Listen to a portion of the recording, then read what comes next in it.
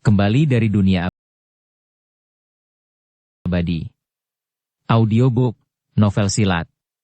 Episode 107. Beberapa siswi berkumpul bersama. Topiknya masih seputar lagu pembuka yang dinyanyikan Zhang Xinya. Namun, Yi Lianyan tidak ikut bergabung. Dia memegang lengannya dan memperhatikan para siswi di atas panggung. Liburan musim panas itu telah mengubahnya dan membuatnya dewasa dengan cepat. Dan sekarang setelah dia datang untuk belajar di Universitas Shanghai, masalah yang selalu dia pikirkan adalah apa yang dikatakan Tang Xiu kepadanya. Berharap bahwa dia nantinya akan dapat bekerja di Pulau Sembilan Naga. Dia tahu bahwa Tang Xiu adalah orang yang sangat hebat. Dan sekarang dia benar-benar menyesal karena tidak bertanya kepada Tang Xiu tentang jenis bisnis yang dia jalankan, dan di kota mana dia akan tinggal nanti. Terlebih lagi, yang membuatnya paling tidak berdaya adalah ponselnya hilang secara tidak sengaja, sehingga nomor ponsel Tang Xiu juga hilang. Karena itu, dia sudah berencana untuk pergi ke Pulau Jingmen dan menemui Mo Awen untuk menanyakan nomor kontak Tang Xiu saat liburan November tiba. Apa yang sedang kamu pikirkan, kakak ketiga? Di dekatnya, seorang siswi menyentuh lengan Yi Lianyan dan bertanya sambil menyeringai. Akhirnya menyadari bahwa perhatiannya teralihkan, Yi Lianyan segera menggelengkan kepalanya dan berkata sambil tersenyum. Tidak, aku tidak memikirkan apapun. Hanya saja pertunjukannya biasa saja, jadi aku bosan saja. Ngomong-ngomong, bagaimana kalau kembali ke asrama? Atau perpustakaan kampus? Seharusnya lebih baik. Tidak mungkin. Gadis itu berkata. Bagaimana jika Zhang Xinya keluar dan bernyanyi lagi? Itu akan menjadi kerugian besar. Mari kita tunggu sebentar. Selain itu, kamu telah belajar setiap hari, membaca buku pelajaran setelah mengikuti pelatihan militer. Aku pikir kamu akan menjadi kutu buku, gadis. Yah, makin banyak buku yang dibaca, makin banyak yang akan kamu pelajari. Dengan begitu, kita akan punya pekerjaan yang lebih baik di masa depan. Bukan begitu? Kata Yi Lianyan sambil tersenyum. Lagi pula, pekerjaan apa yang sedang kamu cari? Gadis itu menyeringai dan berkata.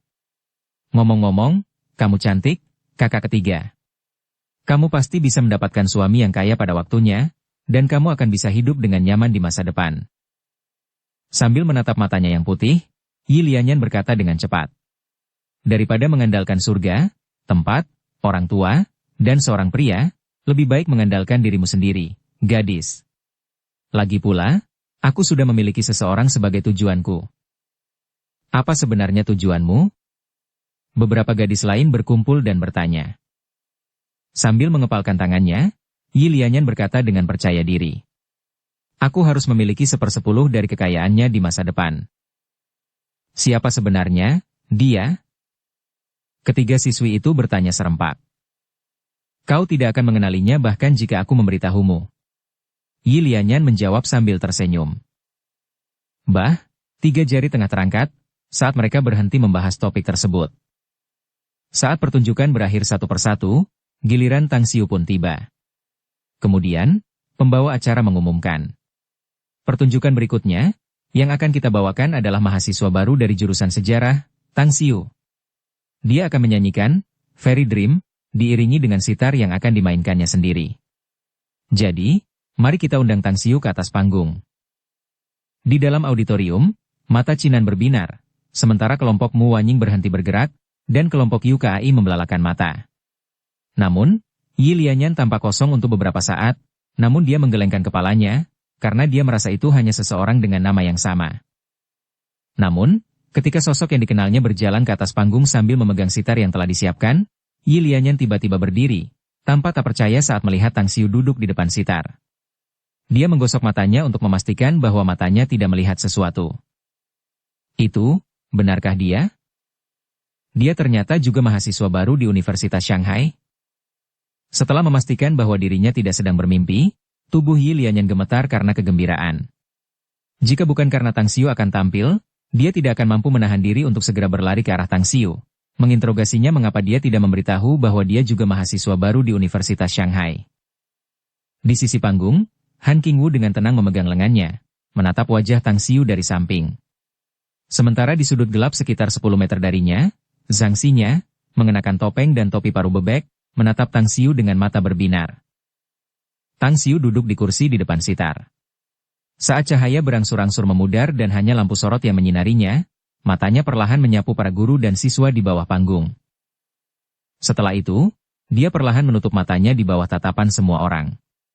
Beberapa detik kemudian, saat matanya tiba-tiba terbuka, jari-jarinya meluncur di atas senar seperti air mengalir. Diiringi alunan musik sitar, suara air mengalir, dan kicauan burung putih yang riang pun mengalir. Hanya dalam waktu belasan detik, getaran dan getaran musik sitar telah menarik semua orang ke dalam dunia yang indah. Dunia yang indah, penuh dengan bukit-bukit hijau dan air biru, air terjun, dan berbagai kupu-kupu berwarna-warni. Seperti negeri dongeng dalam mimpi. Di bukit berkabut di tengah kabut, seseorang duduk bersila sambil memainkan sitar. Di tengah alunan musik sitar yang indah dan menggetarkan jiwa, semakin banyak burung putih terbang dan menari di udara, sambil bernyanyi dan mengeluarkan teriakan penuh kerinduan dan kegembiraan. Bear. Berdiri di sisi panggung, tubuh halus Han Qingwu tiba-tiba bergetar. Pupil matanya langsung mengecil dan tubuhnya langsung kaku dan kaku. Dia tahu lagu-lagu musik itu. Musik sitar ini terasa familiar baginya saat pertama kali mendengarnya. Ia yakin bahwa ia belum pernah mendengar musik ini sebelumnya, tetapi ia tidak tahu mengapa musik ini terasa familiar baginya. Setelah itu, di bawah tarikan musik sitar, Han Qingwu merasa dunia di hadapannya menghilang. Saat penglihatannya kembali dan menjadi jernih dan terang, dia sudah berdiri di puncak sebuah bukit. Di sana, ia melihat dirinya sendiri, atau lebih tepatnya, seorang wanita yang tampak hampir persis seperti dirinya. Ia berdiri di samping seseorang yang sedang memainkan sitar. Ia kemudian bangkit, menari dengan ringan dan anggun. Gaun putihnya berkibar tertiup angin seperti peri cantik yang bergerak seperti sedang menari. Ia seperti peri dari surga ke-9, bergerak dan menari dengan sepenuh hati selaras dengan alunan musik sitar. Waktu dan tahun berlalu dengan cepat seperti mimpi bagi mereka yang abadi. Nada yang aneh itu sebenarnya dapat membuat semua orang mengerti arti lagu tersebut. Dari sudut dan perspektif yang aneh ini, Han Qingwu menyaksikan tarian peri, lalu menatap punggung orang yang memainkan sitar. Dia tidak dapat mendengar lagunya, tetapi mulutnya telah mengucapkan kata-kata dalam lagu itu sebelumnya. Seolah-olah dia sudah tahu liriknya, tahu nada musik yang ajaib ini. Pada saat yang sama, seperti ada kilatan petir yang menyambar di dalam pikirannya. Pada saat yang tiba-tiba itu, serpihan-serpihan seperti kupu-kupu yang terbang menyembur keluar dari celah cahaya. Seolah-olah dia mengingat kembali kenangan yang pernah dimilikinya, saat dunia saat ini menyatu dengan dunia abadi di hadapannya. Di lautan abadi yang tak terbatas, aku telah mencurahkan perasaanku, saat kecantikan King Cheng menari seperti debu dalam mimpiku. Suara nyanyian lembut bergema, memancarkan perasaan lembut dan kasih sayang. Dari alunan musik sitar, semua orang dapat merasakan cinta sang pemain sitar. Cinta yang mendalam dan mendalam terhadap sang penari wanita. Momen itu seakan terhenti dalam waktu, karena kehangatan cinta seakan membasahi semua orang. Lambat laun, semua orang terpikat dan terpesona di dalamnya. Tang Xiu bernyanyi dan memainkan sitar, sambil mengangkat tirai kenangan, mengingat kembali kejadian-kejadian di masa lalu. Jari-jarinya bergerak dan melompat dengan lebih lancar. Saat kejadian-kejadian terus berkelana di benaknya, ia segera memasuki bagian terakhir. Saat lagu itu hampir berakhir, gambaran-gambaran di benaknya tiba-tiba berubah. Adegan berubah ketika dia melewati masa kesusahan. Ketika dia disergap oleh sahabat karibnya, oleh wanita yang paling dicintainya. Amarah dan kemarahannya tiba-tiba meledak di dadanya. Suara sitar berubah, saat dunia di depan semua orang tiba-tiba berubah. Iblis dan setan yang keji berhamburan ke surga, sementara lautan darah dan gunung mayat memenuhi neraka yang mengerikan. Tiba-tiba, semua orang berteriak, baik di dalam neraka yang mengerikan maupun di dalam auditorium sungguhan. Bab 445, Fragmen Kenangan. Perubahan mendadak surga menjadi neraka menyebabkan semua orang menjadi kecewa dan berteriak ketakutan. Dunia modern yang ada di depan mata semua orang berubah menjadi negeri dongeng yang penuh dengan kicauan burung dan harum bunga. Kemudian tiba-tiba berubah menjadi neraka asura yang kejam, berapi-api, dan jahat. Itu mengerikan, mencekam, dan menggetarkan. Di sisi panggung, tubuh Han Qingwu bergetar saat dia bergoyang dan tiba-tiba jatuh ke lantai. Meskipun pemandangan di depannya berubah menjadi neraka yang mengerikan, namun bukan pemandangan ini yang membuatnya takut. Itu adalah sepotong ingatan yang muncul di dalam benaknya. Pegunungan tandus yang dipenuhi angin dingin yang menusuk. Gletser putih yang tertutup salju. Wajah yang familiar namun asing itu muncul. Sebuah jalan dan siluet dengan kekuatan untuk menghancurkan surga dan menghancurkan bumi muncul bersamaan. Namun, dia tidak dapat membedakan apakah itu kenyataan atau ilusi. Dia tidak tahu mengapa gambar-gambar yang terpisah-pisah ini muncul di dalam pikirannya. Di langit yang tak terbatas, di tengah sambaran petir yang mengerikan, disertai badai petir yang dahsyat dan dahsyat, angin kencang yang membara di tengah hujan yang deras, gemuruh guntur, dan percikan listrik yang berkobar-kobar. Pemandangan yang mengerikan dan mencekam itu merupakan akhir dunia. Di sana, dia melihatnya. Di ujung dunia ini, dia melihat sosok gagah berdiri tegak di angkasa ketika cahaya pedang menyapu angkasa, menghancurkan kepungan angin dan hujan, menyapu bersih ombak di ujung dunia. Tidak. Han Qingwu melihat dirinya dan beberapa orang menyerang pria yang kekuatannya dapat menghancurkan langit dan bumi. Pada saat ini, dia tidak tahu mengapa dia merasa sedih. Berharap dirinya mati saat itu juga ketika dia menyerang sosok yang gagah perkasa itu. Dentang. Akhirnya, suara seperti guntur terakhir terdengar di telinga Han Qingwu. Saat ia dibanjiri oleh gelombang penderitaan yang menyakitkan, pecahan-pecahan memori dalam benaknya berubah menjadi bintik-bintik cahaya bintang saat kemudian menghilang. Neraka yang mengerikan di hadapannya juga terkoyak-koyak saat kegelapan memenuhi kesadarannya dan ia pingsan. Di dalam auditorium, para penonton memejamkan mata. Sementara kesedihan mendalam terlukis di wajah mereka. Air mata mengalir di wajah mereka. Alis mereka yang keriput perlahan meregang, namun seluruh pemandangan itu seolah mati, diliputi keheningan setelah halunan musik sitar benar-benar menghilang. Pada saat ini, terdengar suara jarum jatuh di lantai. Setelah memegang sitar angin giok, Tang Xiu perlahan mengangkat kepalanya. Saat dia tanpa sadar mengangkat lengannya untuk menyentuh wajahnya, dia mendapati dua garis air mata tiba-tiba jatuh di wajahnya. Tatapannya perlahan menyapu penonton di auditorium. Dia langsung melepaskan indera spiritualnya dan melihat wajah yang dikenalnya. Hah? Tang Xiu tiba-tiba mengerutkan alisnya dan segera mengambil sitar angin giok. Dia berjalan menuju Han Qingwu di sisi panggung. Sementara semua orang belum menyadari dan memperhatikan situasinya, jari Tang Xiu menunjuk beberapa titik akupuntur di tubuh Han Qingwu. Kemudian, dia dengan cepat menghilang melalui pintu samping belakang panggung. Apa yang terjadi padaku? Di koridor di belakang auditorium, Chinanlah yang pertama kali tersadar. Saat membuka mata, dia tidak bisa menghapus air mata di wajahnya. Dia mendongak ke panggung dan sedikit terkejut, karena dia tidak bisa melihat sosok bosnya di sana. Kekuatan macam apa itu tadi? Chinan menggigil. Rasa kagum dan takut berkelebat di matanya. Dia yakin ada sesuatu yang aneh dalam alunan sitar bosnya.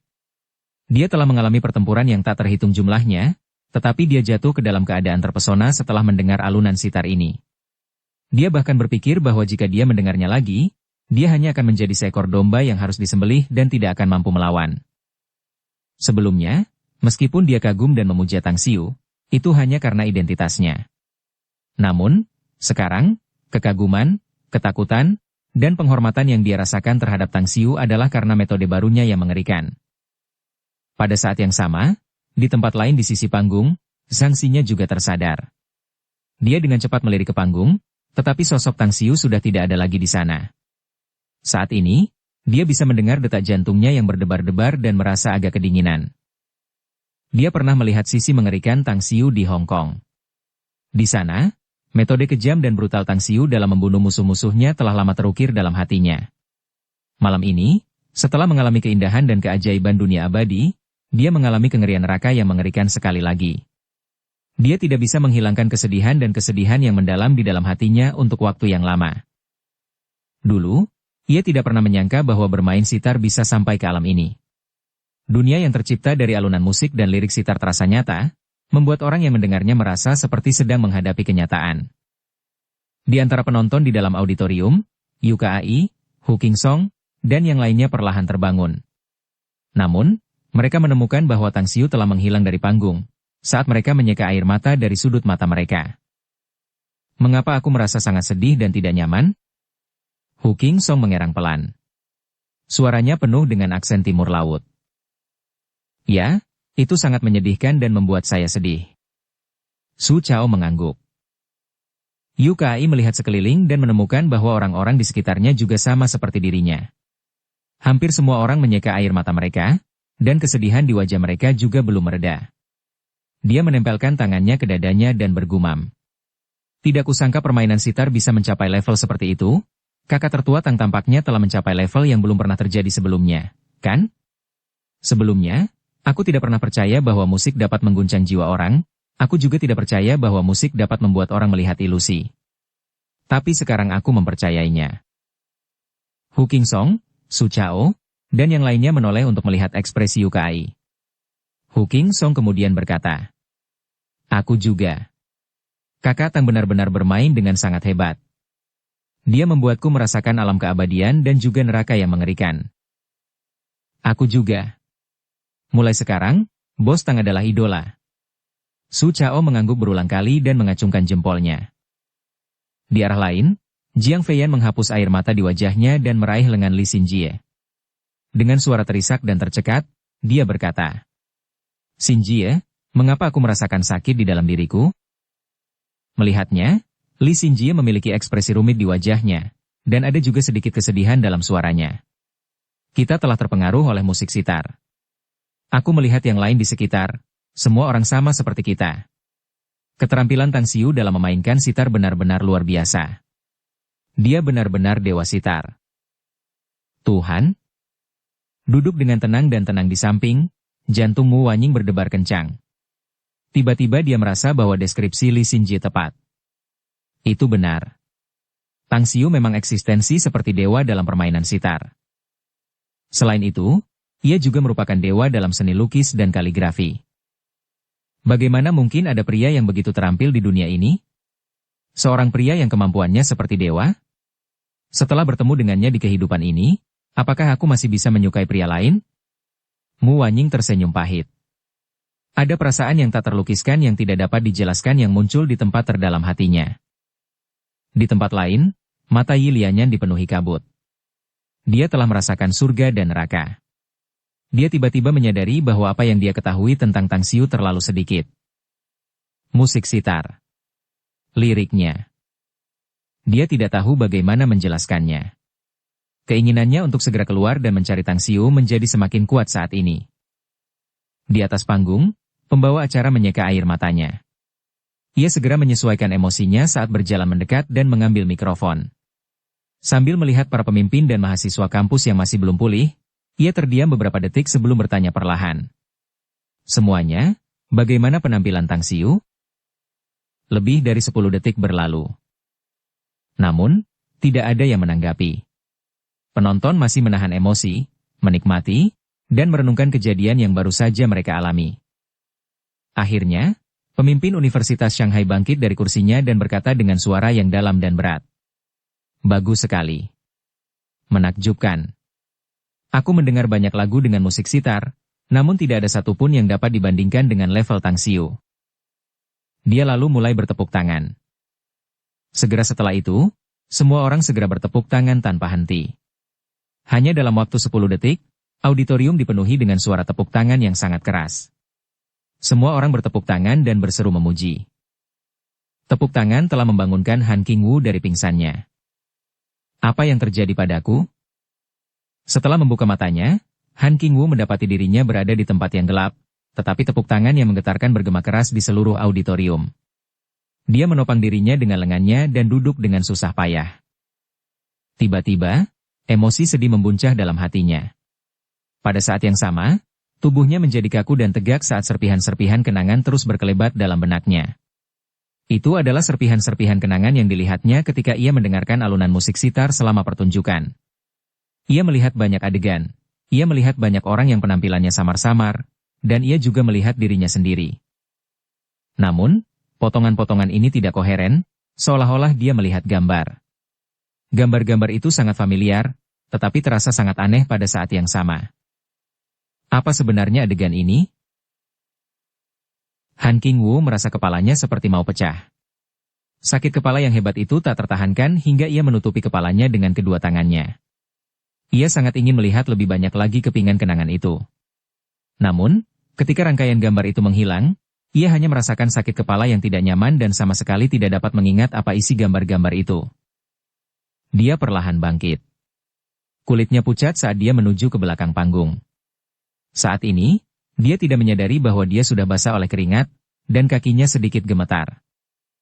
Di dalam gedung asrama mahasiswa laki-laki, Tang Xiu sedang bersandar di Land Rover-nya sambil melihat Chinan yang mendekat, yang datang setelah dia menelepon. Dia menyerahkan sitar angin Gio kepadanya dan berkata, "Simpan ini, dan kembalikan ke Wei Jiangping besok." Ketika tatapan mata Chinan yang rumit bertemu dengan ekspresi acuh tak acuh Tang Xiu, dia dengan ragu menjawab, "Bos, permainanmu sangat bagus, tapi aku agak bingung." "Katakan padaku apa yang kau rasakan," kata Tang Xiu. "Awalnya, alunan musik dan suara nyanyianmu penuh dengan kebahagiaan dan kegembiraan. Namun, mengapa suasana berubah drastis di bagian akhir? Dengan judul, Fairy Dream, bukankah konsep artistik dan suasana hati dikaitkan dengan kebahagiaan?" "Hatiku agak tergerak oleh emosi, sehingga lakonnya menyimpang dari alur yang dimaksudkan," kata Tang Xiu acuh tak acuh. Chinan tiba-tiba menyadari sesuatu, yang menyebabkan rasa takutnya tumbuh. Dia tidak mengerti apa yang sebenarnya terjadi pada Tang Xiu, tetapi dia yakin bahwa itu benar-benar tragis, kisah di baliknya sangat menyedihkan. "Kalau begitu aku kembali dulu, bos." "Pergilah." Tang Xiu melambaikan tangannya, lalu mengeluarkan sebatang rokok. Sambil melihat Chinan menghilang dalam kegelapan malam, dia tiba-tiba tersenyum meremehkan, "Kupikir aku telah menekan emosi itu." Untungnya, musik sitar tidak memiliki maksud yang menyinggung dalam suasana artistiknya, kalau tidak semua orang di auditorium malam ini akan berubah menjadi idiot. Dia menggelengkan kepalanya. Tepat saat dia berpikir untuk pergi bersama Zhang-Xinya ke area kompleks Villa Blue Star, dia akhirnya ingat bahwa dia telah memberikan kunci mobil kepada Yuka Ai, jadi dia berbalik dan berjalan masuk ke asrama. Benang perasaan dan kasih sayang. Dia telah mencukur rambut mereka terus-menerus, tetapi hakikatnya masih saja membuatnya terjerumus ke dalam suasana hati yang kacau. Oleh karena itu, ia harus mengesampingkannya untuk sementara waktu. Ia harus berhenti memikirkannya. Suatu hari nanti, setelah ia memiliki cukup kekuatan untuk menyelesaikan masalah ini, ia akan membangkitkan ingatan Han Qingwu untuk memperjelas semuanya, sekaligus menyelesaikan semuanya. Bab 446, Pertemuan Tak Sengaja. Tang Xiu kemudian menerima panggilan telepon dari Zhang-Xinya. Panggilan telepon itu berlangsung selama 10 menit. Setelah menentukan waktu dan tempat untuk bertemu, mereka segera bertemu di jalan beton dekat hutan kecil di dalam kampus. "Hai, idola." Zhang-Xinya memanggil dan menatap Tang Xiu dengan senyum di mulutnya, matanya berbinar. "Apa kau bercanda? Bagaimana aku bisa menjadi idolamu?" Tang Xiu tidak bisa menahan tawa. "Yah, permainan sitar dan lagumu memang belum pernah ada sebelumnya sampai sekarang. Benar-benar tak tertandingi." Zhang-Xinya berkata sambil tersenyum. "Meskipun aku punya beberapa idola sebelumnya, perasaanku terhadap mereka tidak sekuat kekagumanku padamu. Ngomong-ngomong, bisakah kau mengajariku cara memainkan sitar jika kau punya waktu luang nanti?" "Baiklah, kita bisa membicarakannya nanti." Tang Xiu berkata. "Jadi, kemana kita akan pergi sekarang?" "Saya sudah memesan tempat di Taman Aromatik Ungu. Mari kita makan malam di sana dan kemudian berbelanja." "Bagaimana?" kata Zhang-Xinya. Saat ini, Tang Xiu merasa agak kesal di dalam hatinya. Dia sebenarnya tidak punya pendapat setelah mendengar saran Zhang-Xinya. Mungkin suasana hatinya akan membaik setelah makan, berbelanja, dan berjalan-jalan. Baiklah. Karena Zhang-Xinya tidak mengendarai mobilnya, dia mengenakan topeng dan kacamata berbingkai hitam untuk menyamarkan dirinya. Kemudian, dia bertanya, "Apakah kamu punya mobil?" Sambil menunjuk Land Rover, Tang Xiu memaksakan senyum dan berkata, "Kunci mobilku diambil oleh teman sekelasku. Ayo jalan kaki sebentar lalu panggil taksi." Setelah ragu sejenak, Zhang-Xinya mengangguk dan berkata, "Baiklah. Tapi tempat yang kupilih agak jauh dari sini. Kamu mungkin tidak bisa kembali ke sini malam ini." "Tidak apa-apa. Aku masih punya rumah di luar kampus," kata Tang Xiu. "Bukankah seharusnya kamu menjadi mahasiswa baru tahun ini?" Zhang-Xinya terkejut. "Kamu tidak punya masalah tinggal di dalam kampus, kan?" Tidak apa-apa, sungguh, kata Tang Xiu. Biasanya aku tinggal di dalam kampus.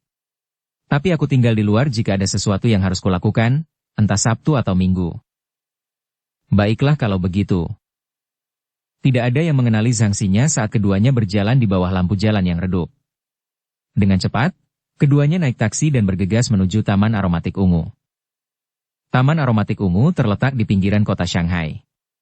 Tempat itu meliputi area yang sangat luas. Ada sungai besar yang mengalir melalui Taman Aromatik Ungu dan bermuara langsung ke laut yang luas.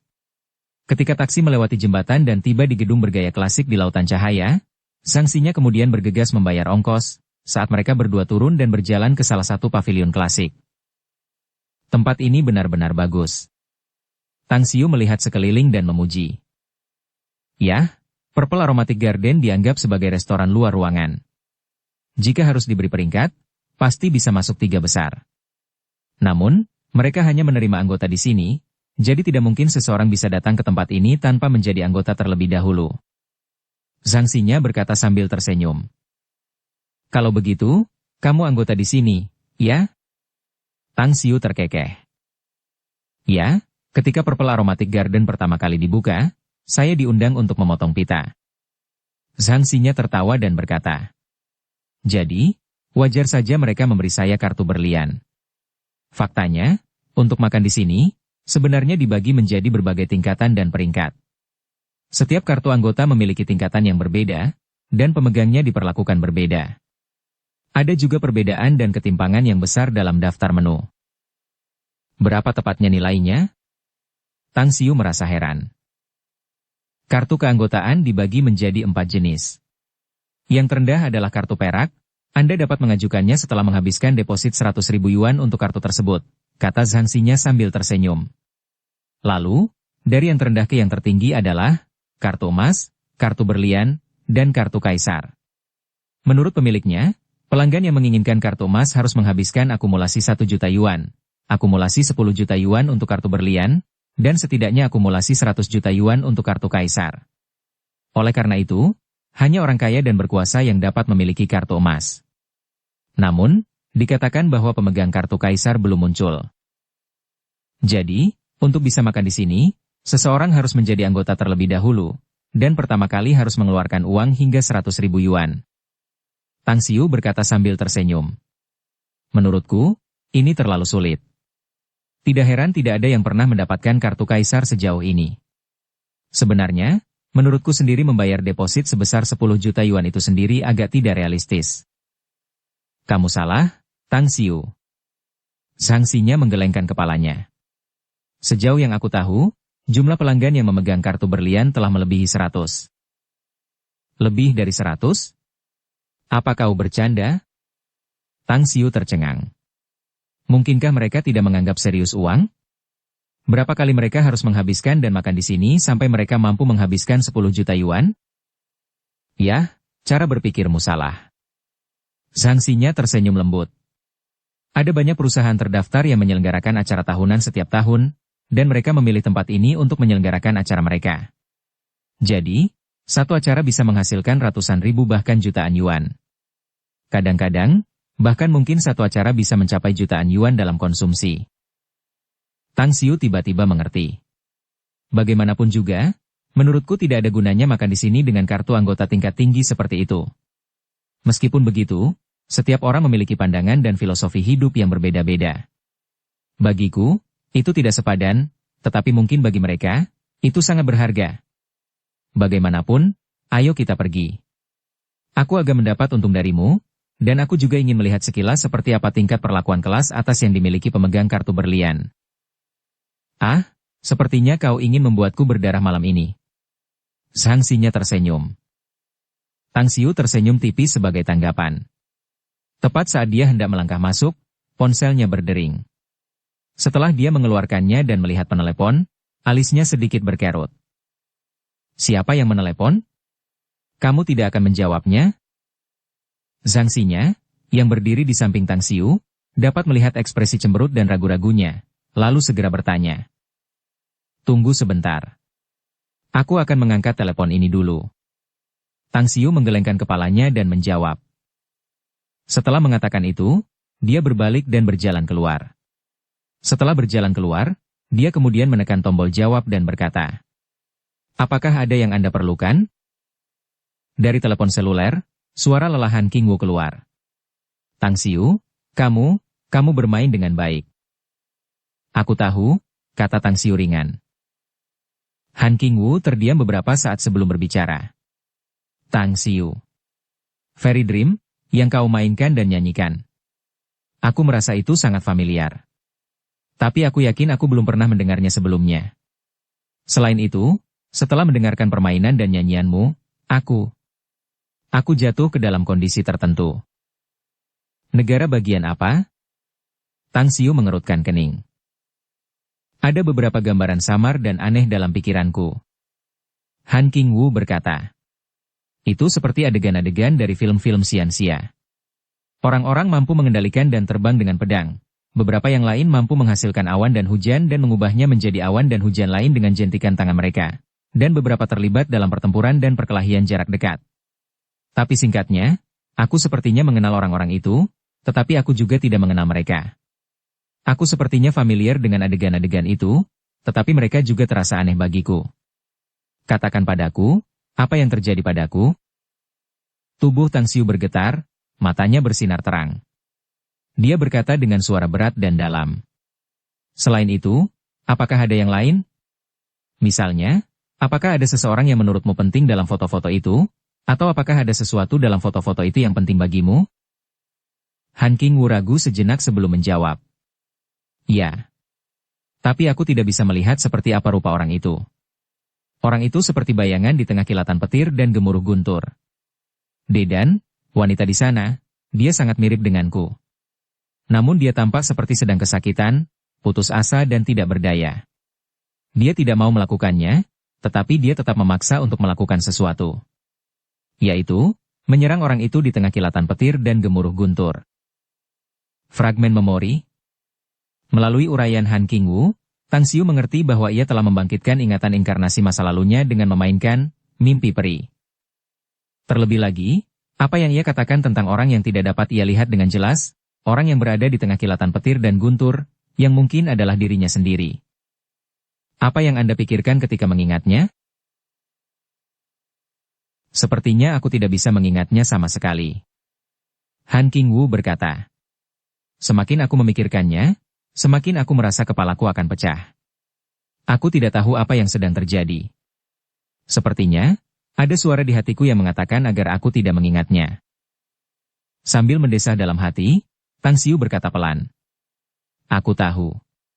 Aku harap kamu bisa memikirkannya dengan jernih. Ketika kamu sudah mengingatnya sepenuhnya, kita seharusnya bisa menyelesaikan beberapa hal juga. Apa?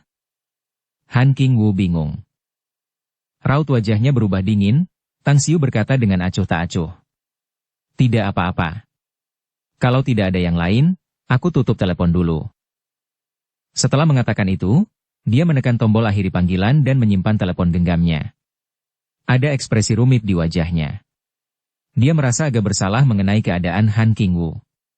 Bagaimanapun, untuk ingatan inkarnasi masa lalu muncul lagi dalam kehidupan ini, itu adalah kemungkinan yang sangat sulit terjadi pada satu dari ratusan miliar orang. Bahkan para abadi di dunia abadi, terlepas dari kuat atau lemahnya, seseorang tidak dapat melihat ingatan inkarnasi sebelumnya dengan begitu jelas. Kecuali, orang itu telah mencapai keilahian. Tetapi sekali lagi, kemungkinannya adalah 1 berbanding 1 miliar. Tang Xiu menarik napas dalam-dalam sambil mengusir pikiran-pikiran yang mengganggu itu. Meskipun dia peduli apakah Han Qingwu dapat mengembalikan semua kenangan dari inkarnasi masa lalunya, karena dia hanya mendapatkan sebagian, itu membuktikan bahwa belum saatnya untuk menyelesaikan masalah dengannya. Karena waktunya belum tiba, dia tidak ingin terlalu memusingkan masalah pikirannya sendiri. Sudah selesai? Ngomong-ngomong, aku banyak bercanda dan akhirnya membuatmu merasa lebih baik. Tapi bagaimana suasana hatimu berubah seperti jatuh ke dalam lembah setelah menerima telepon? Katakan padaku, siapa yang membuatmu tidak bahagia? Aku akan memukulnya. Melihat Tang Xiu kembali dengan ekspresi dingin dan acuh tak acuh, Sangsinya segera berkomentar sambil tersenyum paksa. Maafkan aku. Tapi sekarang aku baik-baik saja. Tang Xiu tersenyum tipis. Karena aku sudah setuju untuk keluar bersamamu, aku harus menyingkirkan masalah lainnya. Lagi pula, ada wanita cantik yang akan mentraktirku malam ini, jadi aku harus memastikan untuk membuatnya berdarah juga. Baiklah, jika kamu makan begitu banyak sampai membuatku melarat, giliranmu untuk mendukungku di masa depan. Zhang-Xinya tersenyum. Tang Xiu tersenyum tipis sebagai tanggapan. Tepat saat dia hendak memasuki pintu depan, dia mendengar beberapa suara yang dikenalnya. Ol Jin, sudah kubilang kau tidak perlu membuat orang lain terkesan lagi. Aku sudah menemukan proyek yang bagus sekarang. Jika kita bisa menangani jaringan IP ini dengan baik, kita pasti bisa menghasilkan banyak uang. Selain itu, tim teknis perusahaanku telah membangun aplikasi terbaik di Tiongkok. Nantinya, kita akan memfokuskan sumber daya kita untuk mempromosikan platform ini, dan popularitas kita pasti akan meningkat pesat. Saudaraku, saya juga tahu bahwa IP populer sedang berkembang pesat sekarang. Namun, intinya adalah saya tidak tahu apa-apa tentangnya. Anda tidak bisa tiba-tiba menyuruh saya berinvestasi pada sesuatu yang tidak saya yakini, bukan? Selain itu, saya memiliki proyek besar yang akan segera diluncurkan. Meskipun tidak perlu dikatakan bahwa saya tidak memiliki cukup dana, saya juga takut akan situasi di mana saya harus menginvestasikan lebih banyak dana. Jin tua, kesempatan jarang datang dua kali. Jika kamu tidak mengambil kesempatan ini, maka aku harus mencari orang lain untuk bekerja sama. Biar aku pertimbangkan lagi, saudaraku. Baiklah kalau begitu. Dukung channel Novel Silat dengan subscribe, follow, like, komen dan share. Bab 447, Kerjasama. Saat mereka sedang berbicara, kedua pria itu datang dari belakang Tang Xiu. Melihat Tang Xiu menghalangi jalan mereka mengerutkan kening dan segera melewati Tang Xiu dari kedua sisi, bersiap untuk masuk. Namun, Gu Changmin, yang sedikit tertekan, menoleh ke arah Tang Xiu. Langkahnya kemudian terhenti dalam sekejap, saat ekspresi terkejut muncul di wajahnya. Dia kemudian berhenti sepenuhnya dan berbalik. Tang? Kakak Tang?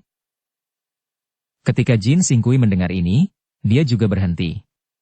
Setelah berbalik, dia melihat Tang Xiu dengan jelas, dia terkejut dan langsung berkata, Kakak Tang, ternyata kamu? Aku tidak menyangka akan bertemu denganmu di sini.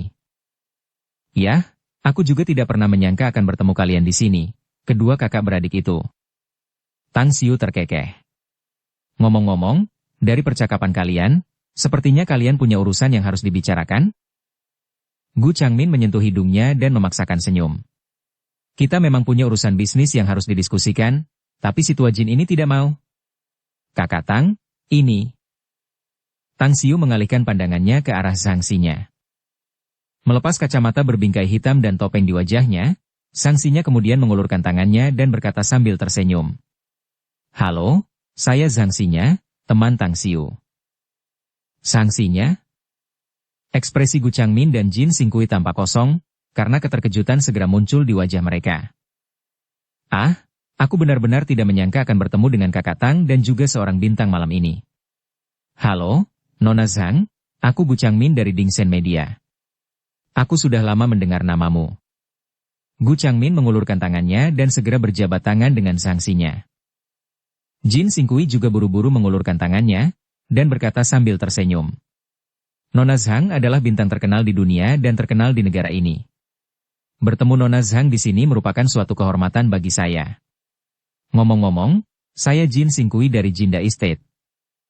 Setelah mendengar perkenalan mereka dan berjabat tangan dengan mereka, Zhang-Xinya tampak kosong. Dia kemudian menoleh untuk melihat Tang Xiu. Sebagai seseorang yang bekerja di industri hiburan, dia tentu tahu Dingsen Media. Dia belum pernah bertemu dengan bos Dingsen Media. Karena itu, dia tidak tahu seperti apa rupa Gu Changmin. Dia juga tahu Jinda Estate, karena vilanya di Shanghai dikembangkan oleh Jinda Estate. Namun mereka berdua mengenal Tang Xiu dan memanggil satu sama lain sebagai saudara. Karena semua orang sudah saling kenal, bagaimana kalau kita masuk ke dalam? Tang Xiu berkata sambil tersenyum. Zhang-Xinya, kalau kamu tidak keberatan, bagaimana kalau kita makan malam dengan kedua kakak laki-laki ini malam ini? Tentu saja, kalau tidak mengganggu kedua kakak laki-laki ini. Tidak, aku tidak akan diganggu sama sekali. Perkataan saudara Tang benar-benar sesuai dengan apa yang aku maksud, mari kita makan malam bersama. Gu Changmin dan Jin Xingkui dengan cepat berkata. Sambil melihat keakraban mereka di depan Tang Xiu, Sang Xinya sedikit terkejut di dalam hatinya. Meskipun dia sangat ingin makan malam pribadi dengan Tang Xiu, jelas tidak nyaman untuk menolaknya. Karena itu, dia tersenyum dan berkata, senang sekali bisa makan malam dengan kedua bos. Nona Zhang, Anda adalah teman saudara Tang, jadi Anda juga teman kami. Jangan perlakukan kami seperti orang asing. Jika Anda menemukan masalah di Shanghai, jangan ragu untuk menemui saya. Selama saya, Gu Changmin, mampu melakukannya, saya pasti akan menyelesaikannya bahkan jika saya harus menggunakan semua kekuatan Ding Sen Media. Gu Changmin melambaikan tangannya. Jin Xingkui juga menekankan dan mengangguk berulang kali, lalu berkata, benar sekali. Meskipun Jinda Estate setara dengan perusahaan grup papan atas di Tiongkok, kami masih kalah dibandingkan dengan orang-orang yang benar-benar berkuasa. Namun, jika Nona Zhang menemui kesulitan di Shanghai, hubungi saja saya secara langsung, dan saya akan mengerahkan seluruh kemampuan saya saat waktunya tiba. Setelah mengatakan itu, keduanya mengeluarkan kartu nama pribadi mereka dan menyerahkannya kepada Zhang Xinya. Saat menerima dua kartu nama itu, Zhang Xinya melihat bahwa selain nama mereka, hanya ada nomor telepon di sana. Tidak ada tulisan lain di sana. Dia langsung tahu bahwa kedua pria ini tidak hanya berbasa-basi. Mereka benar-benar menunjukkan sikap. Bahkan dalam hatinya, dia bisa dengan jelas mengatakan bahwa alasan mengapa kedua pria ini dengan jelas menyatakan sikap mereka kepadanya, bukanlah karena identitasnya sebagai seorang superstar. Melainkan, itu karena Tang Xiu, karena dia adalah teman Tang Xiu. Baiklah, sebelasnya berterima kasih kepada kedua kakak laki-laki itu. Panggil saja aku sebelasnya jika kalian tidak menganggapku sebagai orang asing. Zhang Xinya tiba-tiba menyadari bahwa usulan Tang Xiu untuk makan malam bersama mereka benar-benar luar biasa. Hanya karena bisa bertemu dengan mereka berdua malam ini, dan komitmen yang mereka berikan padanya, dia tahu bahwa dia telah membuat keputusan besar. Secerdas dan secerdas dirinya, dia secara alami akan berusaha keras untuk mempererat hubungan dan relasi pribadinya. Bagus, bagus, bagus. Kedua pria itu mengangguk dan tampak puas. Setelah memasuki pavilion yang unik itu, Gu Changmin tersenyum. Saudara Tang, bagaimana kalau kita pergi ke bilik pribadiku? Meskipun pangkatku di sini tidak tinggi, pemegang kartu emas masih bisa menikmati banyak perawatan. Baiklah, sebelasnya juga sudah memesan kamar. Ayo kita ke sana, kata Tang Xiu.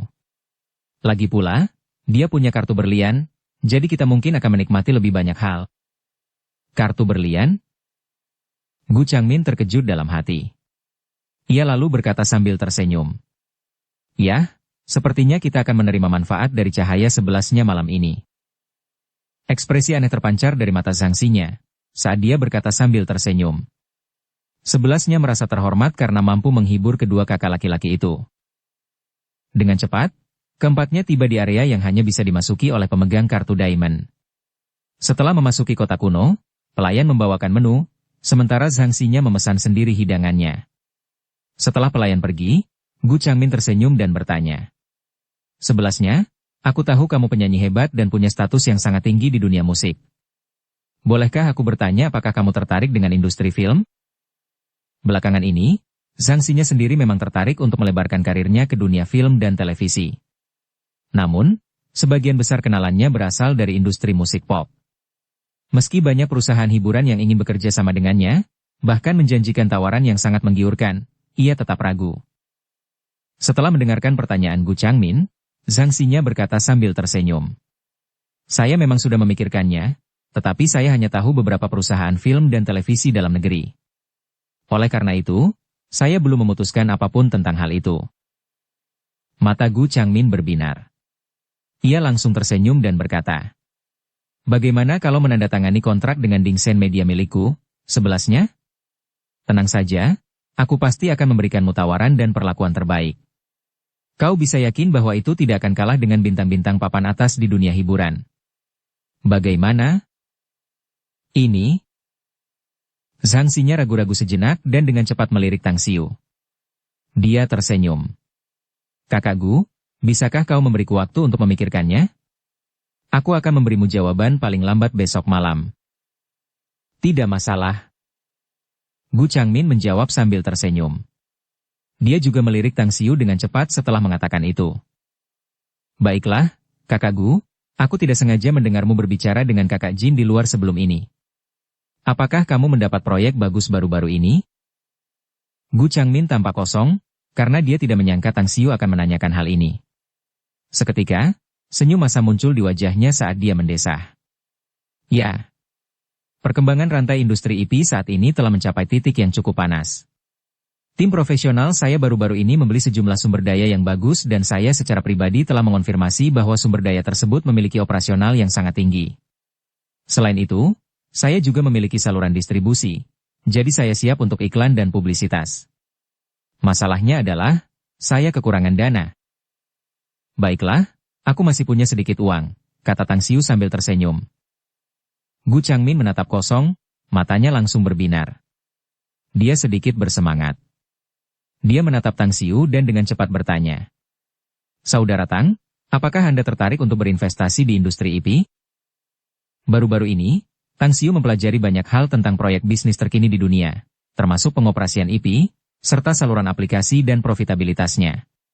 Sedemikian rupa sehingga kedua proyek ini dapat dikatakan memiliki potensi yang sangat besar. Mereka pasti dapat memperoleh keuntungan besar jika seseorang dapat mengelolanya dengan baik. Dia adalah seorang pelajar, namun dia juga seorang pengusaha. Bisnis adalah bisnis.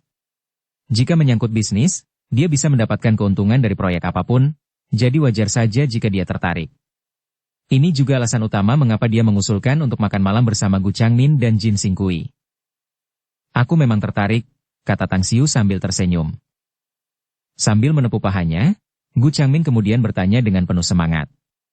Berapa banyak yang bersedia kamu investasikan, saudara Tang? Saya tidak berani berkata terlalu banyak, tetapi 1 miliar yuan masih dalam kemampuan saya. Tang Xiu berkata. Namun, jika saya berinvestasi di dalamnya, saya pasti tidak hanya akan berinvestasi di industri IP. Saya juga tertarik pada proyek aplikasi yang diteliti dan dikembangkan oleh perusahaan Anda. Setelah menarik napas dalam-dalam, Gu Changmin kemudian berkata dengan serius. Tidak masalah. Saya sama sekali tidak keberatan dengan hal itu. Pada dasarnya, mengelola proyek aplikasi yang diteliti dan dikembangkan oleh perusahaan saya sendiri tidaklah mungkin, karena pendanaan merupakan masalah yang sangat penting. Jika saudara tak menginvestasikan 1 miliar yuan, saya tidak perlu mencari orang lain lagi. Dengan kita berdua, kita pasti akan dapat membuatnya populer dan makmur. Ngomong-ngomong, akhir-akhir ini aku berniat untuk mendaftarkan perusahaan modal Ventura di Shanghai. Bagaimana kalau kamu bertemu dan membicarakannya dengan penanggung jawab perusahaan? Kata Tang Xiu sambil tersenyum. Tidak masalah, kata Gu Changmin tanpa ragu. Meskipun akhir-akhir ini aku kekurangan dana, aku tetap sangat menghargaimu, saudara Tang. Dengan kerja sama kita berdua, aku yakin kita bisa menghasilkan banyak uang. Duduk di samping, raut wajah Jin Xingqi terus berubah. Akhirnya, dia tidak tahan lagi dan berkata, Saudara Gu, saya baru saja memikirkannya. Saya pikir berinvestasi dalam proyek IP dan aplikasi juga akan sangat bagus. Meskipun tidak memiliki cukup dana, karena saudara tak bersedia berinvestasi di dalamnya, saya percaya pada visinya. Oleh karena itu, saya juga akan bersiap untuk mengeluarkan beberapa ratus juta yuan. Bagaimana kalau saya mengambil beberapa saham? Gu Changmin menatap Jin Xingqi. Ekspresinya tampak lucu, kesal, dan perasaan senang bercampur menjadi satu. Dia sangat menyadari apa yang ada dalam pikiran pria itu. Baginya, bisa mengikatkan dirinya dengan Tang Xiu dalam bisnis jelas merupakan hal yang hebat. Begitulah, bahkan jika dia kehilangan semua dana investasinya, dia mungkin tidak akan peduli.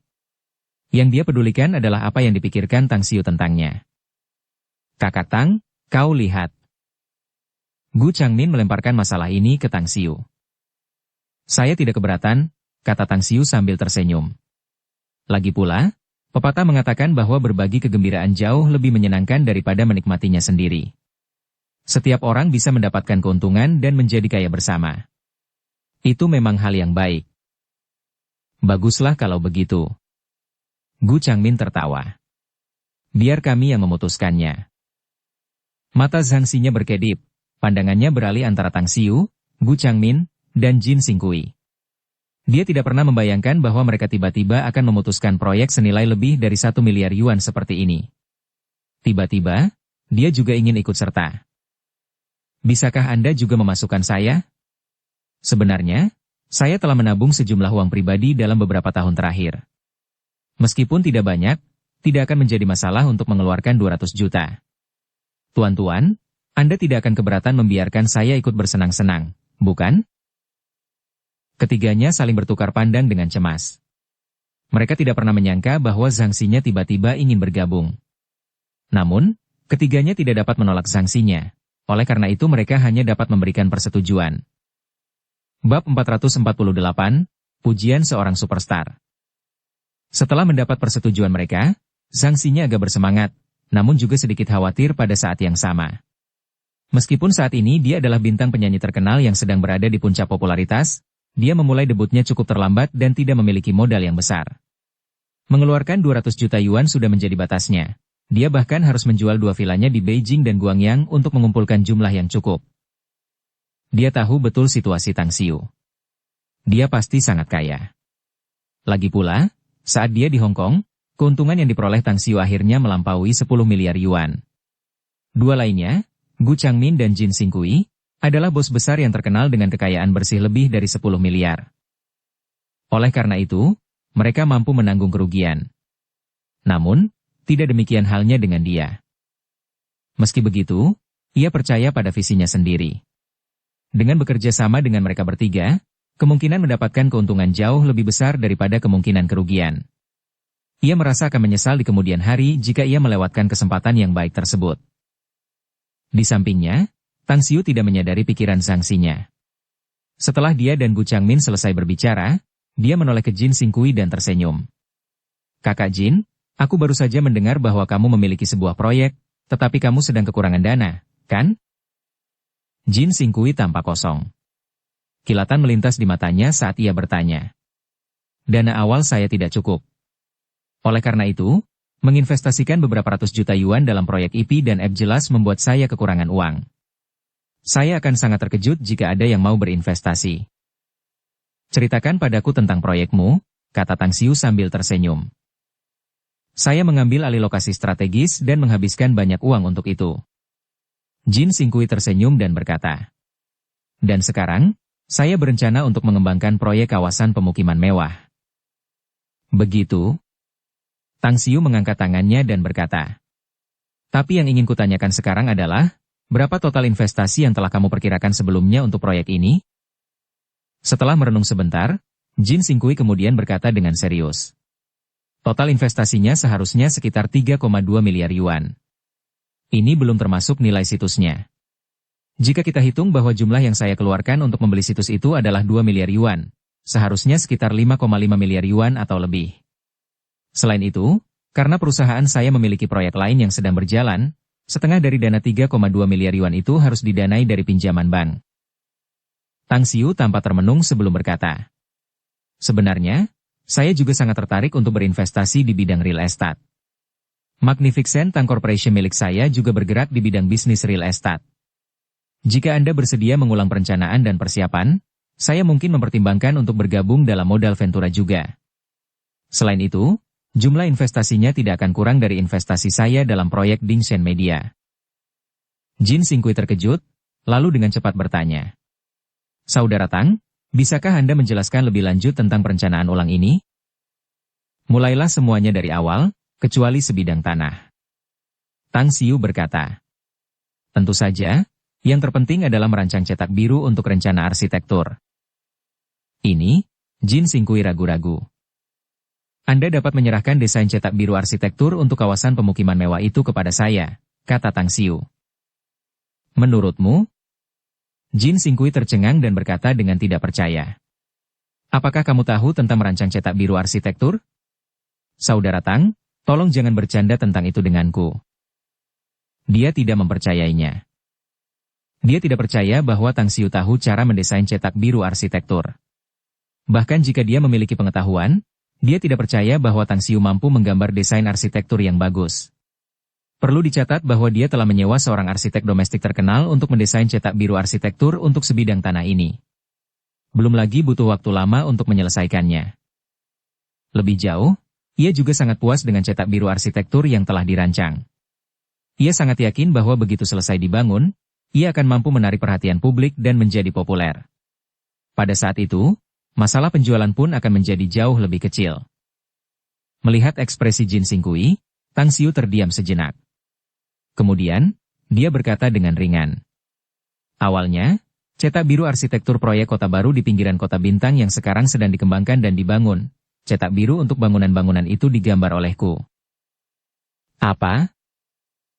Jin Xingqi, seorang bos besar yang bermartabat dengan kekayaan bersih 10 miliar yuan, melompat dari kursinya setelah mendengar pernyataan Tang Xiu. Ekspresi tidak percaya menutupi wajahnya, sementara hatinya bergetar hebat.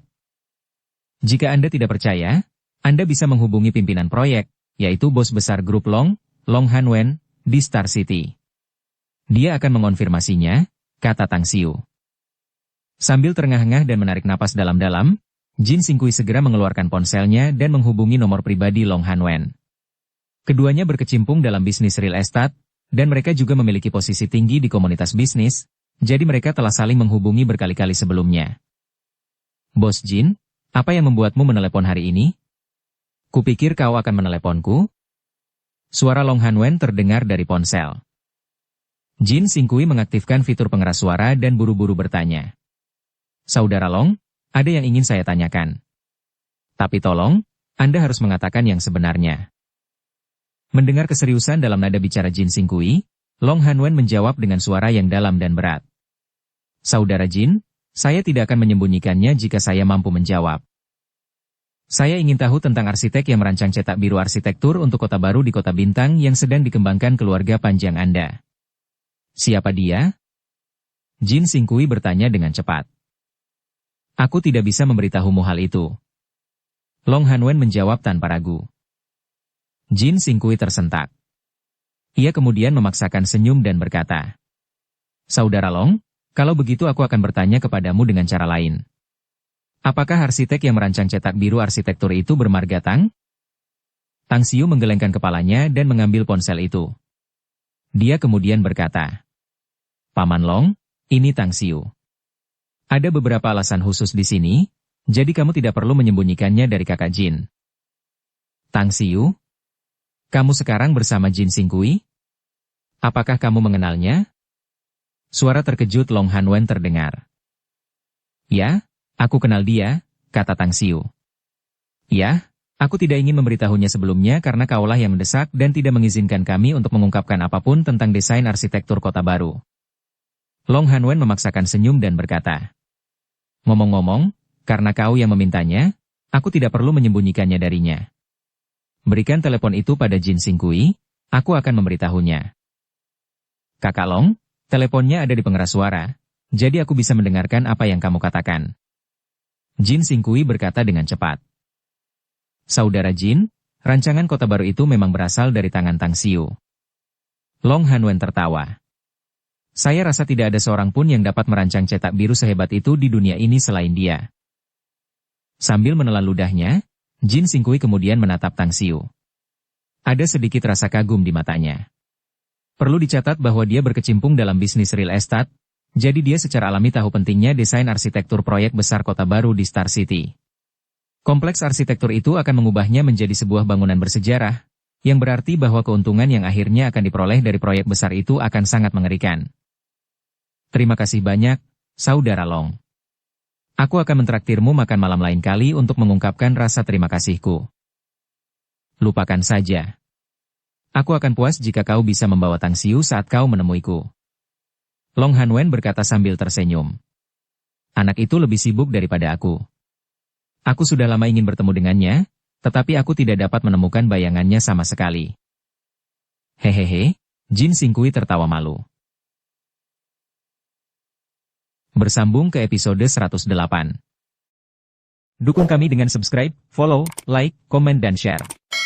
Terima kasih.